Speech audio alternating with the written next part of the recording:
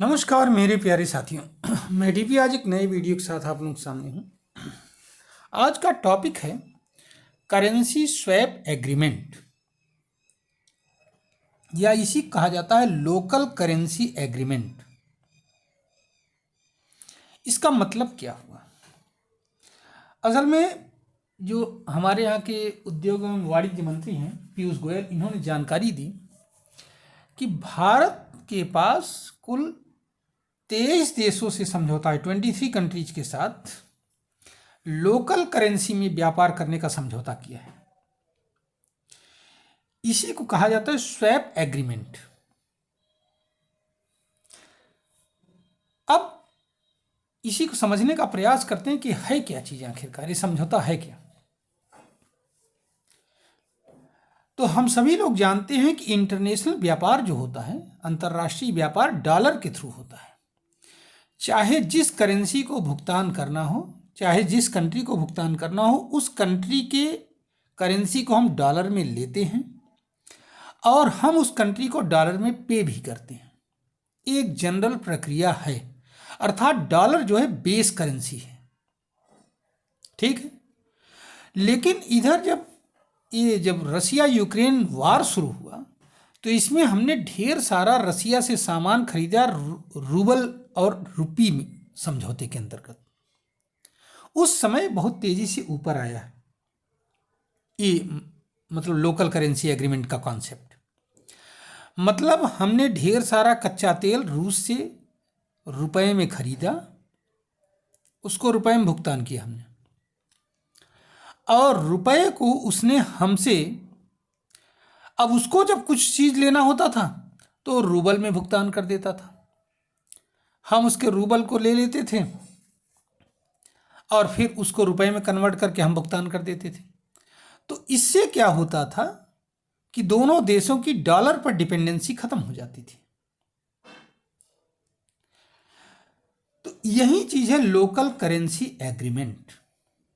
इसका मतलब ये हुआ कि दो देश या दो पार्टीज के बीच में अपनी करेंसी में इक्विवेलेंट अमाउंट में भुगतान करते रहना। अब ये होगा कैसे, समझ रहे हैं ना आप? अभी रूस और इंडिया समझौते से मैंने बताया कि रूस को भुगतान करना है तो रूबल में भुगतान कर देगा, इंडिया को भुगतान करना है रुपए में भुगतान कर देगा। अब ये होगा कैसे? तो पहले तो दोनों देश कुछ समय के लिए, ये बहुत लंबे समय के लिए नहीं किया था, कुछ समय के लिए एक नियम बनाते हैं कि भाई हमारे मुद्रा की कीमत ये होगी, हमारे करेंसी की, आपकी करेंसी कीमत ये होगी। अर्थात एक इसमें फार्मूला तय कर लिया जाता है। मान लिया हमने एक फार्मूला तय किया, मान लिया हम उदाहरण के लिए दे रहे हैं कि 1 rupee is equal to 2 rupee is equal to 1 rouble. मान लेते हैं, हम नहीं जानते हैं कि कितना हिसाब है, लेकिन एक मोटे तौर पर कि 2 rupee is equal to 1 rouble. तो मान लिया हमने कोई 10 रूबल का सामान खरीदा रसिया से, तो हमने 20 रुपीज उसको दे दिए।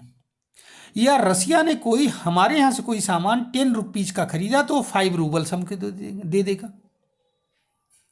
इस तरह से हम एक दूसरे के पैसे में भुगतान करते रहेंगे। तो इसमें सबसे पहले एक लोकल समझौता होता है कंट्रीज के बीच में करेंसी को लेकर के, कि करेंसी की मात्रा क्या रखी जाए। ये शॉर्ट टर्म के लिए भी हो सकता है, लॉन्ग टर्म के लिए भी हो सकता है, कुछ समय के लिए होता है, निश्चित समय के लिए। उसके बाद में इसका रेट फिर तय किया जाएगा। दूसरी बात, दोनों देश एक दूसरे देश में अपने बैंकों के थ्रू, जैसे हमारे यहाँ का केंद्रीकृत बैंक मान लिया एसबीआई है, तो हम एसबीआई के थ्रू भुगतान करेंगे। और वहाँ का मान लिया कोई अकाउंट है, कोई बैंक है रूस का, या श्रीलंका का कोई श्रीलंकन नेशनल बैंक है, तो उसके थ्रू जो है उन देशों में, एक दूसरे के देशों में अकाउंट खोला जाता है।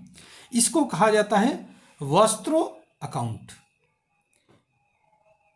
वस्त्रो अकाउंट खोला जाता है और फिर इन्हीं दोनों अकाउंट्स के माध्यम से ये लेन देन किया जाता है। तो दो चीज़ों की जरूरत हुई इसमें। एक तो कंट्रीज के बीच में समझौता, जो कि मुद्रा के ऊपर समझौता होगा कि एक्सचेंज रेट, एक दूसरे की मुद्राओं का रेट क्या तय हो। और दूसरा वास्त्रो अकाउंट का होना बहुत जरूरी है। अब सवाल ये पैदा होता है कि इंडिया 23 से ज़्यादा कंट्रीज के साथ ये समझौता कर रहा है या कर लिया है। इसमें बांग्लादेश है, श्रीलंका है, यूएई है, सऊदी अरेबिया है, सिंगापुर है, बहुत सारे कंट्रीज हैं। चाइना का 40 देशों के साथ समझौता है। सबसे ज़्यादा समझौता चाइना का है। इंडिया हमारा अंदाजा दूसरे नंबर का एक कंट्री है। अब सवाल ये पैदा होता है कि इससे लाभ क्या है, क्यों ऐसा किया जा रहा है। तो इससे सबसे बड़ा लाभ जो है वो ये है कि करेंसी जो समझौता होता है एक समय के लिए हो जाता है। मान लिया हमने समझौता कर लिया कि 2 रुपी इक्वल टू 1 रूबल 1 साल के लिए, तो 1 साल के लिए अब 2 रुपी इक्वल टू 1 रूबल पर ही व्यापार चलेगा। वही जो मैंने बताया कि अगर हम 10 रुपये कोई सामान खरीद रहे हैं, ठीक है, तो 5 रूबल उनको दे देंगे।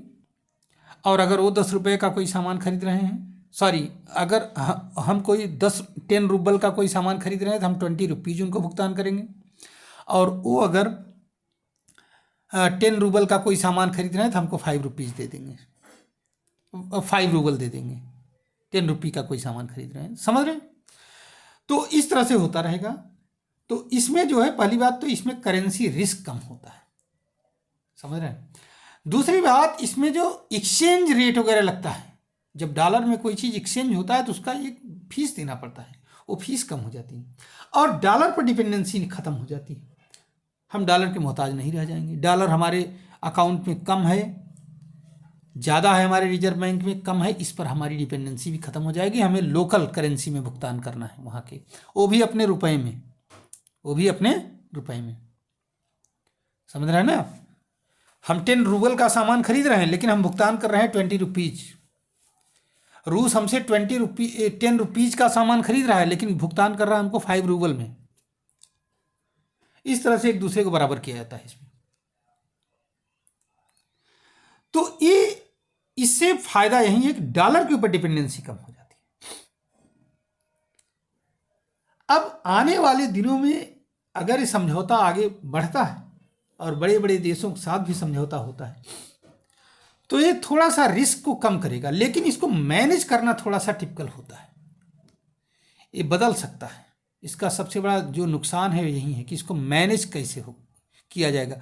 ये समझौता एक लिमिटेड समय के लिए है, अनलिमिटेड समय के लिए नहीं है। इसमें बार बार आपको समझौते के दायरे में जाना पड़ेगा और जब वो समझौता टूटेगा तो फिर आपको समझौता करना पड़ेगा। जबकि डॉलर वाला जो समझौता है वो यूनिवर्सल है, उसको आपको एक्सेप्ट करना ही करना है, समझ रहे हैं। तो ये रहा करेंसी स्वैप एग्रीमेंट। मुझे उम्मीद है कि आपके समझ में आया होगा ये पॉइंट। अगर ऐसा है तो बहुत अच्छी बात है और आप हमारे चैनल को लाइक करिए, सब्सक्राइब करिए और शेयर करिए। धन्यवाद, नमस्कार, जय हिंद, जय भारत, वंदे मातरम।